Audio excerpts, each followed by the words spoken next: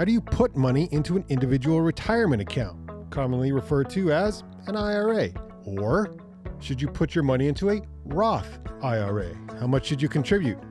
How much can you contribute? We'll answer these questions and more on this episode of Through the Pines. Welcome to a financial planning podcast with the down-to-earth vibe. Rex, I think you'll like this one. Sasquatch listens while chilling poolside at his Miami Beach condo. Yes, this is Through the Pines.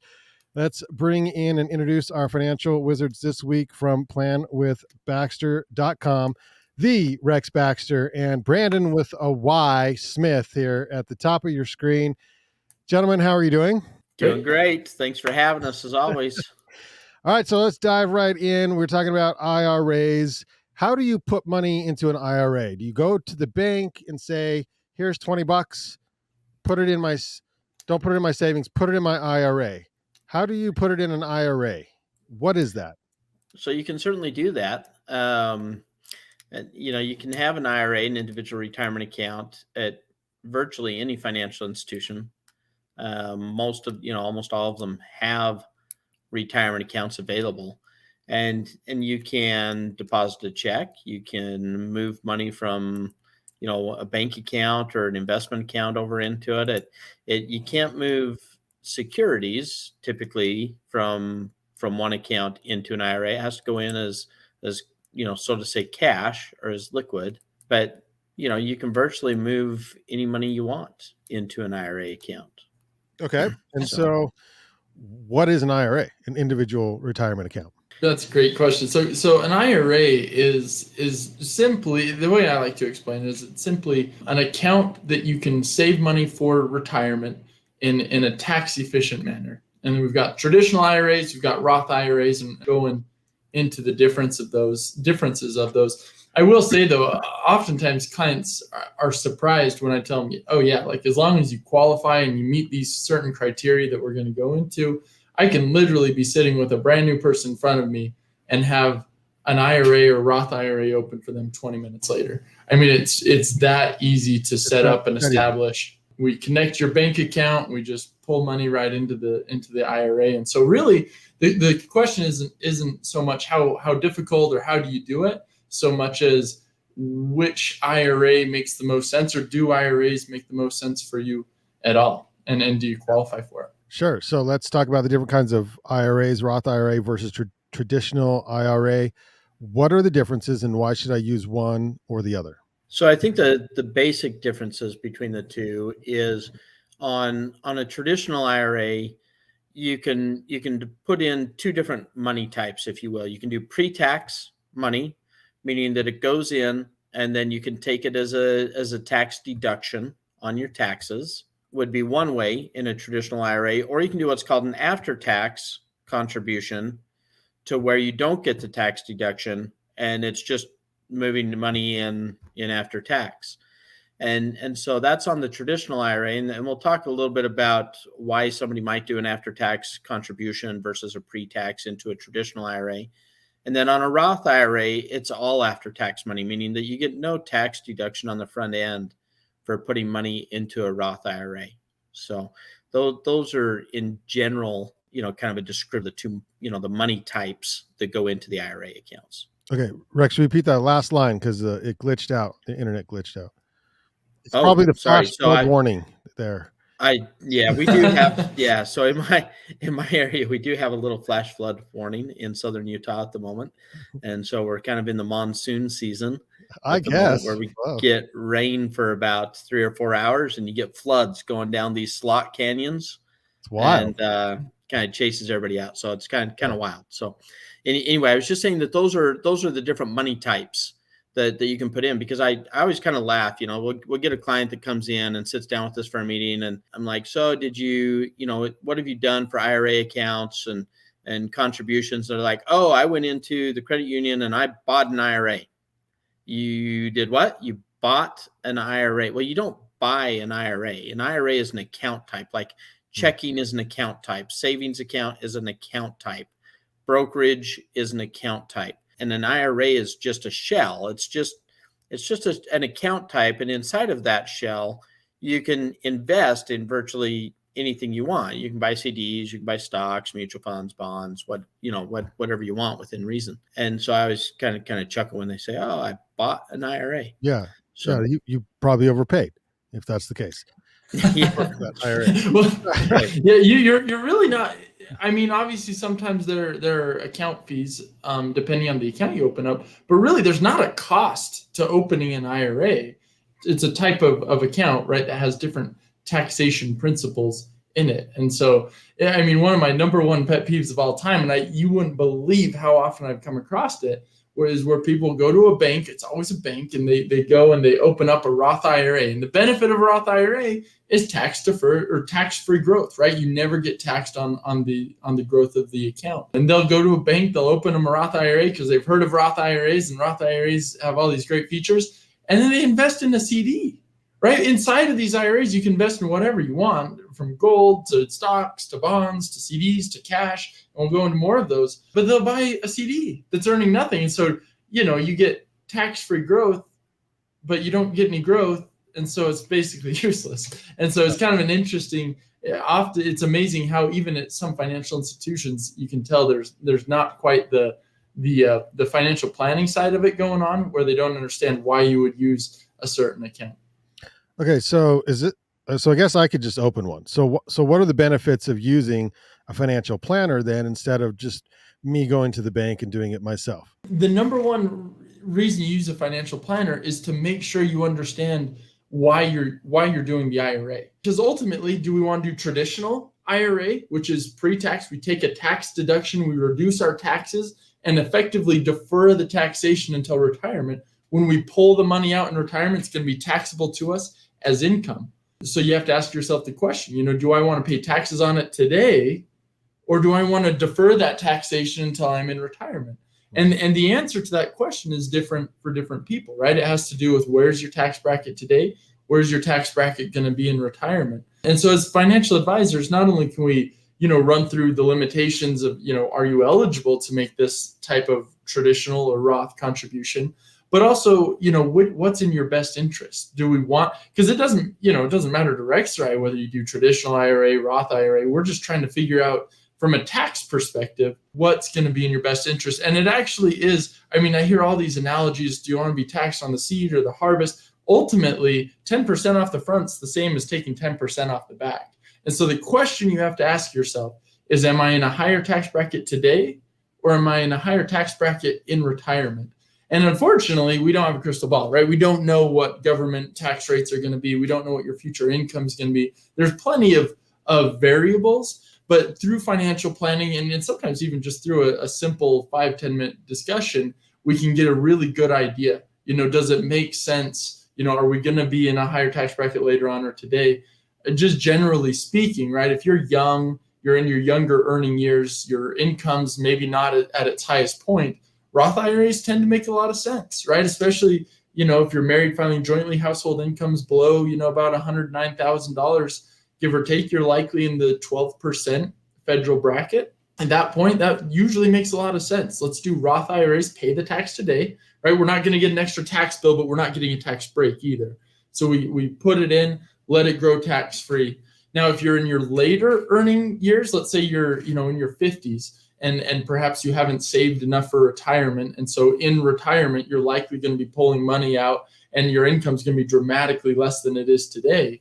Well, then at that point, maybe we do traditional assets and we postpone the taxability of it, right? We push off, we don't pay income tax on it today. We push that off until we pull it out in retirement. So it really is a custom question with custom answers. Yeah. I think one of the reasons you use an advisor, Brandon, is that one, too often there's misinformation, right? Too often somebody will say, oh, but my brother, my sister, my mom, my dad, my friend, whoever said that I should be doing this so I can get a tax deduction. And really they haven't, they don't know anything really about your savings and what you have, whether you're in a high bracket today or a low bracket in retirement.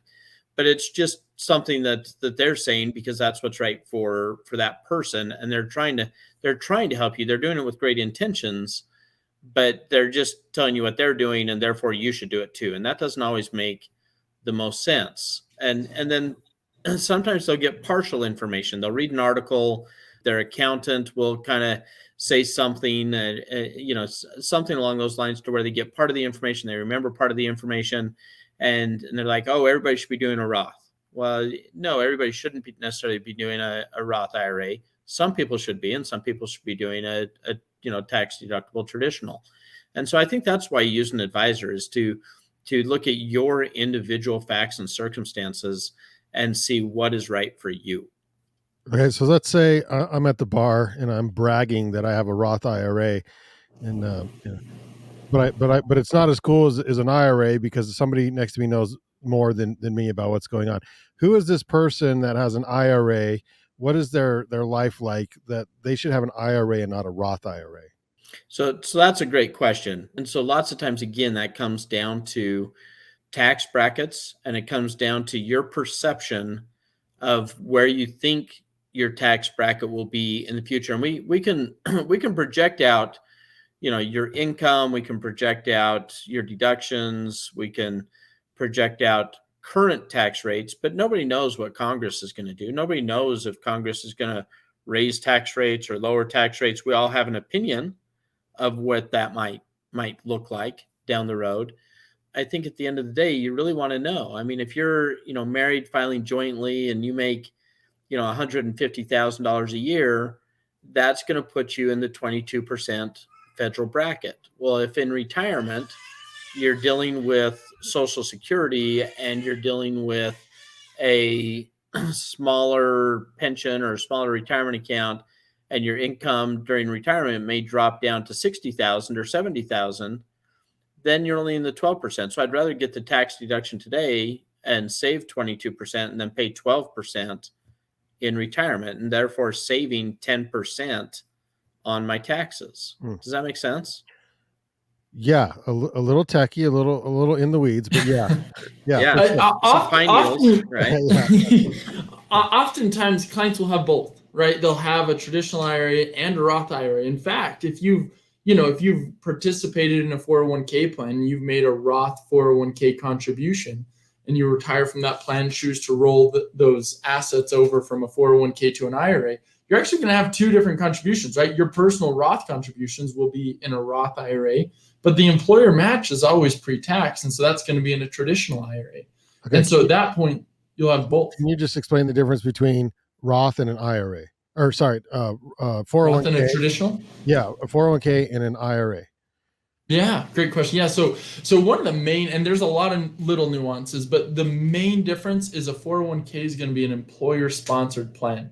Meaning if you came to me, you work for XYZ company, they don't have a 401k, and you said, hey, my company doesn't have one, I want a 401k because I can save more, right? A 401k, you can save $20,500 per year if you're younger than age 50, $27,000 per year if you're over age 50. You're like, man, I don't want to be stuck with these stinking IRA limits, right? The IRA limit of $6,000 per year if you're under 50, $7,000 per year if you're over 50. And those do adjust, right? Next, each year or every couple of years they adjust up. But you say, hey, I don't want to be stuck at these IRA contribution limits. Let's go ahead. I want to open a 401k. We can't open a 401k for you unless we have a business to sponsor that.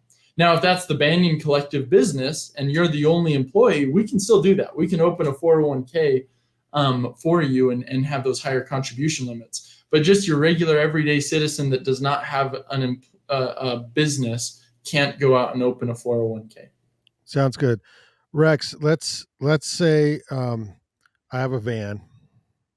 Tan van? Maybe? It is tan and it's famous. And therefore, I would like to put it in my IRA. Can I put my van in my IRA? What can I not put in an IRA?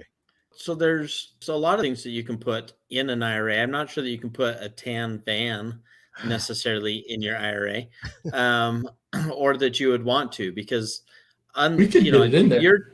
Your tan van's a little bit unique because it may actually go up in value with age because of how infamous it is. Right. But a lot of vehicles kind of depreciate, right? Sure, a lot of vehicles go down in value. And so that's not necessarily the best. But you can put, like Brandon said, all your traditional investments you can put in there, whether it's mutual funds, stocks, bonds, exchange trade funds. But you can also in other kind, in a self-directed IRA, you can put, your baseball card collection, you can put real estate, you can put, gold bars, gold coins, silver bars, silver coins. You can put a private business as far as your ownership shares. Although there are a lot, and let me emphasize that, a lot of restrictions and complications dealing with those self-directed IRAs, and they are sort of threw that extremely out there. complex. It's a new term. What is a self-directed IRA, and why would anyone have one? People like self-directed IRAs because they can let's say the tan van, right? You come to me and you say, hey, I've got this tan van.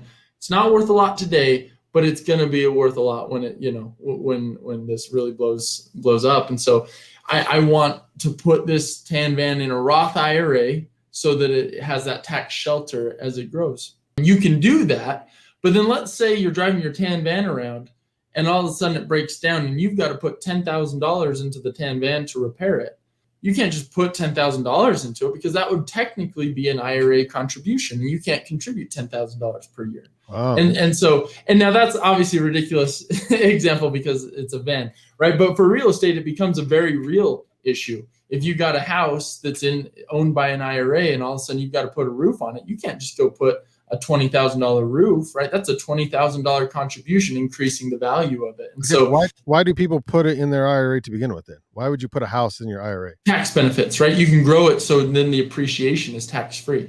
And so that, okay, that becomes really beneficial, but it's all those nuances that get really complex. Now, let's say it's in your IRA, your traditional IRA, people would do that because they've got, old money from a 401k, a large sum that they want to buy a house with. Well, now you're 72 and you have to start taking required minimum distributions. You can't just sell off like the garage of the house to take that required distribution every year, right? Yeah. And so we've got to make sure that we have enough to take distributions. Maybe we're taking them out of other investment IRAs, but the complexities, the audits on those, the making sure that we're not making contributions out of line, making sure we're taking distributions and reporting those distributions. And so it doesn't make it impossible, but it does make it fairly expensive from an administration standpoint to make sure that all your I's are dotted and your T's are crossed, because there's a lot of them. And you see a lot of issues come up because of that, just unforeseen, just money, cash flow issues when you start doing that. Okay, if I have an IRA, why should I convert it to a Roth and vice versa, or not convert it? So again, I think that comes down to your tax rates. One of the nuances between traditional IRAs and Roth IRAs is the government allows you to do a conversion. And so let's say for some reason you are part of the mass layoffs that are kind of happening nationwide right now, right? And so you lose your job. That's going to put you in a really low income tax bracket for this year. And the market's down at the moment. And so you have a depressed value on your IRA and a low income tax bracket on your IRA. This might be a good time to look at converting and paying the taxes today, moving it from a traditional IRA over to a Roth IRA and letting it grow tax-free and recovering with the market tax-free. And therefore, you're paying a smaller amount in taxes today than you may pay in retirement. And so, again, it comes down to those differences in tax rates. Because essentially, it just comes down to what's your tax rate this year versus what's your tax rate going to be in retirement. And so exactly like Rex was saying, if you find yourself in a year where your tax, you're always consistently in the 22% bracket, you're above $110,000 or so of income, and you're like, man, all of a sudden this year you're going to have less because you work for 6 months or something like that, then, Roth conversion, you could essentially sneak a huge chunk of money out, pay only 12% taxes, put it in a tax-free bucket, that then when you pull it out in retirement, it's grown and it's all tax-free. So it's highly beneficial. Downside to it, you're going to hurt your taxes, right? Like you're going to pay more taxes this year, and you've got to come up with that money to pay for that. And so you got to kind of make sure you're planning for that, and you realize how much that will cost cash flow. Good idea to use financial planner, planwithbaxter.com, for more information, because the rules get weird. And then if you have all the information that you guys have, then you know how to sort of use the rules in your favor and when and why. So again, planwithbaxter.com. Brandon, do you have some more numbers? You bet I got some more numbers. So this one was really interesting. So this was actually Baker Hughes did just kind of I don't think they'd call a study, but they looked at the number of active oil and natural gas drilling rigs in the U.S.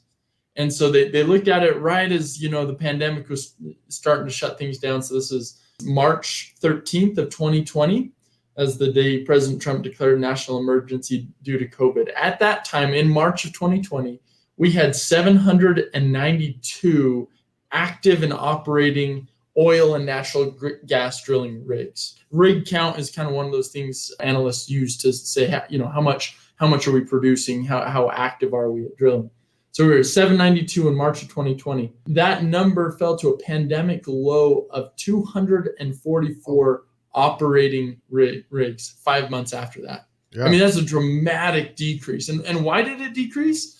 It decreased because we weren't using it, right? There was a time where oil futures literally went negative, which if you think about that, that means that if you would accept oil, someone would pay you to take the oil off their hands. I mean, that's a wild environment to wrap your mind around, but that's where we were. During that time, as you can imagine, people stopped drilling because you don't want to be in that scenario. Little did they know. They should have kept Well, and so since then, right, rig counts have actually come online. Now in July of 2022, we're back to 758 operating rigs. So we went from 792 down to 244 and back up to 758. So not quite as many, right? 792 to 758. So not quite as many, but we're most of the way back. Kind of blows my mind a little bit, that we're not fully back and then some with gas prices where they're at today. Yeah, pandemic was weird because you drive the streets and there's no one on them. It was really weird. Yeah. Okay, so we talked about some of the tax consequences and when to convert, but what are the limits? In other words, how much can I make too much to contribute to these plans, or how much do I have to make? If I only make $5,000 a year, can I contribute to an IRA, Roth IRA? What are the limits we're looking at? What's stopping people? So one, you do have to have earned income. You have to have sweat income. Just because you earn dividends and interest, that's not considered earned income. That's passive income. Mm-hmm. And so you can only contribute up to the limits, which again, as Brandon had said, is $6,000 if you're under age 50. You get an extra $1,000 catch up, takes you up to $7,000 if you're over age 50 that you can contribute. But again, if you're working, let's say you're working 5 hours a week and you're only making, $4,000 for the year, then you're going to be capped out at a $4,000 contribution. Yeah. Well, I mean, that's all you're making. You're going to have to stop spending money. Right. But that's not into it.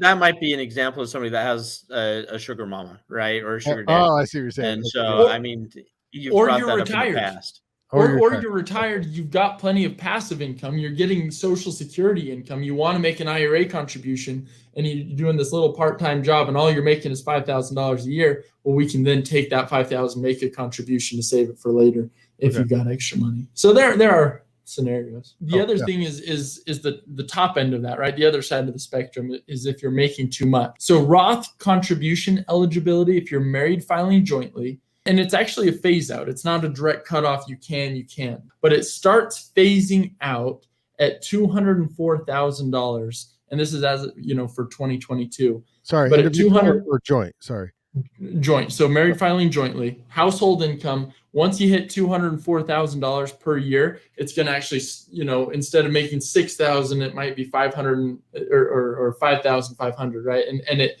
actually phases out relatively quickly until you hit $214,000, and then you can no longer make a Roth contribution married filing jointly. If you're filing single or head of household, that cutoff's at $129,000, and it goes through about $144,000. And so it gets complex enough that unless you really want to work with your accountant, a lot of times, we just want to make sure you're under that limit for the Roth IRAs. 129 and 204, depending on how you're filing. Let's say you go over that limit and you still want to do a Roth contribution. There's something called the Backdoor Roth. I was No. going to ask about this, but I was a little nervous. So what is the... Yeah, it sounds like shady or something, but it's called the Backdoor Roth. I mean, literally everybody knows it was on the chopping block actually to be taken away in one of these last rounds of legislation. They ended up not taking it away. So, I mean, it could go away any time now, but the way the Backdoor Roth, and it's kind of, I don't want to call it sneaky, but essentially, like Rex was saying earlier, you can make a non-deductible IRA contribution. You might ask yourself, well, why on earth would I make a non-deductible traditional IRA contribution? That doesn't make sense. The only reason you really want to do an IRA contribution is to get that tax deductibility. Well, you can make a non-deductible IRA contribution no matter what your income is, and then you can make a conversion from that traditional IRA to a Roth IRA in any year and any amount. And so essentially what you do, if you make a non-deductible IRA contribution of $6,000, you convert that over to a Roth, you've effectively just made a Roth IRA contribution. It's called a backdoor contribution, and there is no income limit on that. Now, the one catch with the backdoor IRA is on that conversion. Essentially, you can't have any other traditional IRA assets out there. You can't have a simple IRA, a SEP IRA, or any other traditional IRAs. And the reason for that is because there's a pro rata rule that essentially if you made $6,000 and you want to convert 6,000 over, you have to pro rata convert from everything. And it turns into an accounting nightmare that nobody wants to participate in. Nobody wants pro rata anything, right? No, it's way too much. That's probably the most common mistake that we see is let's say somebody has a $600,000 IRA account out there, and all of a sudden now they put another $6,000 into it after tax. And so essentially you're talking that 1% of that IRA is after tax and 99% is pre-tax. And then they go and convert, let's say, $50,000 into a Roth IRA. Well, 1% of that is not going to be taxed, and 99% of that is going to be taxed on that conversion. And so they get surprised. They get a nice little tax surprise when they go and do their taxes in the spring. And so, but that's a common mistake. So is that because the financial planner didn't give them the heads up, or they're not using a planner, or what's that? Probably because they're not using a planner. Okay. And so they probably read something, again, getting partial information, and thought, oh, that sounds like a good idea. I can't take it. I make too much money to contribute to a Roth, so I can't make a Roth contribution. And I'm in a 401k plan and I make too much money to deduct it from an IRA, but, I heard about a backdoor Roth, so I'm going to go make an after tax, contribution into my IRA and convert it. And then it becomes a mess. And if they don't convert it, then it becomes an even bigger mess, because then you have to track that after tax contribution for the rest of your life. Because then when you go to take out money in retirement, again, it comes out pro rata in retirement. Yeah. And you have to track that every single year as to what's been pulled out, how much of the after tax versus the pre-tax has been pulled out. And so most people just kind of throw their hands up and end up just saying, to heck with it, I'm not going to do the calculation. I'm just going to pay double taxation. I'm just going to pay taxes on that $6,000 as it comes out. To heck with it all. I think Pro Rata was a skateboard brand in the 80s. It might have been. Sounds like it. I have a couple questions, but let's start with, can I have multiple IRAs, or why would I want multiple, or what's the purpose of that? Yeah, you can. You can have multiple. In fact, you can make multiple contributions. Now the trick, and everyone's like, wait a minute, can I do a Roth and a traditional? No, you're limited to that 6,000 if you're under age 50, 7,000 if you're over age 50, 50 year old. All of them. You can't have 5 Roths and contributing the max to all 5. Right. You get a 5 Roths and contribute, a little over 1,000 into each if you wanted to. Obviously, why would I have 5 Roths? Yeah, no, most people don't do that. Yeah. Usually you kind of people will usually consolidate them. So I've got all my Roth here, all my traditional here, and maybe a 401k at work. Okay. Right. Or maybe you're trying to do the Roth conversion. So you convert the traditional IRA over to a Roth. You have that taxation, right? But now I can do a backdoor Roth, or you can consolidate them in different ways. So there's quite a bit of flexibility. It's not like you're just out of luck if you have IRA assets. We just have to kind of look at, what is out there and is it worth it, right? Is it worth it to move this money around in order to get an extra $6,000 in? And is it worth the conversion? So there's quite a bit that goes into it that way. So three common reasons why somebody might have multiple IRAs or Roth accounts or traditional IRAs is one is investment strategy. Is sometimes people want to track one investment strategy versus another, and might want to be more aggressive in, with some of their money and more conservative with other parts of their money for whatever reason. And so sometimes we'll see that with multiple IRA accounts. The other we'll get into in our next podcast is for distribution reasons. Is sometimes there's a strategy or two that might make sense for us to have different IRA accounts for distributions.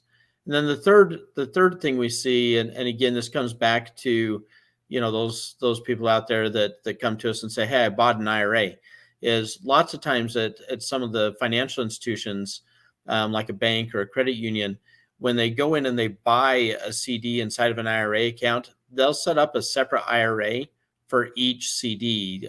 Sometimes their technology isn't equipped to house different investments inside of the same account. And so, but those are probably the three most common things that I see as to why somebody would have multiple IRAs. Can you combine all those, Rex, or do they count as Absolutely. You can consolidate them at any time. Okay. It just depends on if the financial institution that you're working with is capable of combining them. Again, if you're dealing with some of the financial institutions, such as bank or credit union, they may not be equipped to combine them all into one. They may, for their own record keeping purposes, have to keep the CDs in a separate account number for tracking of that interest in that CD. Interesting. So it just kind of depends. But when you're working with, most financial advisors and financial planners, most of them will work with you to either combine them all or to have a very specific reason as to why we're not combining them. Okay. So you talked a lot about, Rex, these tax implications. You're not a tax advisor. You're not a CPA. How do you know all this? How do you stay up on all this? Let's say that one more time. I am not a CPA. Yeah. So I don't do your taxes. We coordinate with CPAs, right? And so lots of times we'll work with your other professionals, whether it's a quick phone call, shooting emails back and forth, and just making sure that we understand kind of what tax bracket you're in, making sure that the CPA agrees with the strategy that we're putting in place. Because sometimes the CPA will see something that we may not see. They may have a different kind of tax return involving K1s and different things coming in that are impacting your income limits, to where we may not always know or have as good of a feel as to where that income's coming in, where the CPA may have a better feel for that. And so that's why we work really closely with your other professionals. Okay. So this is my favorite question on the whole list here that you guys provided for me. And my son loves dinosaurs, so I'm excited about this, to hear what this is. What is a MEGA-ROTH? Is this new? What is, because MEGA is big. MEGA Giant is big. Roth. These are giant Roths. Right. These are giants. MEGA-ROTH. MEGA-ROTH. So these have been in the media more lately. I mean, it literally is just what it sounds like. It's just a big account, right? And the media has kind of nicknamed them MEGA-ROTH to try and get, and Congress has done that a little bit too, to try and get a little bit more focus on the ballooning values of some of these Roth IRA accounts that are out there. And kind of what's happened over the years is somebody may put, maybe they put Apple stock into their IRA account back in the early 90s. And now after, 30 years, that stock has ballooned up and is turned into, many, many millions of dollars in that Roth IRA account. Mega. And so that's part of the reason that they're considering shutting down some of the features, such as the Backdoor Roth features that we've talked about. And that's been on the chopping block for a couple of years.